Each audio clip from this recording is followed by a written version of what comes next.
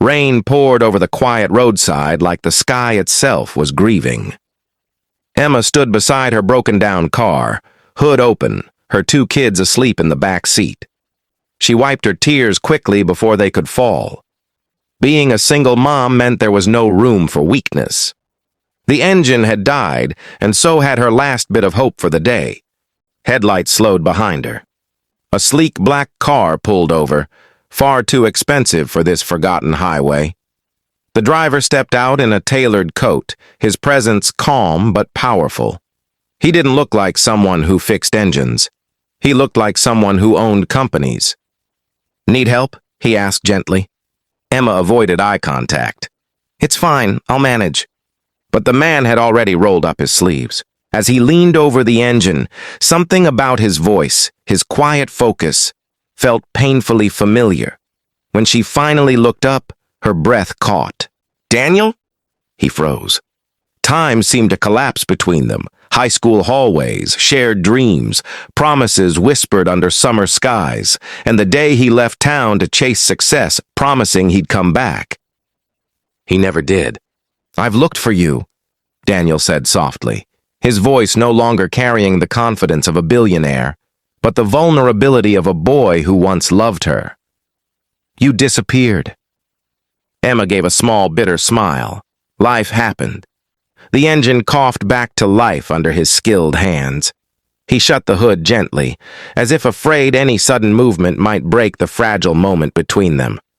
Daniel glanced into the back seat. "Your kids?" "Yes." He nodded, something unreadable flickering in his eyes. "You look strong." "I had to be." Silence lingered, heavy but not empty. Daniel had built an empire. Tech companies, skyscrapers with his name on them, wealth that could buy anything. But standing in the rain before the girl who once believed in him before anyone else, he felt poorer than ever. "I never stopped thinking about you," he admitted. Every city, every success, none of it felt complete. Emma's guard trembled. "You broke my heart, Daniel. I know, and I've regretted it every day." The rain softened to a mist, as if the storm had decided its work was done. Daniel reached into his pocket, pulling out a simple card. Not a flashy business card, but his private number written in pen. "I don't want to fix your car and disappear again," he said quietly. "Let me try to fix what I broke." Emma looked at the number, then at him.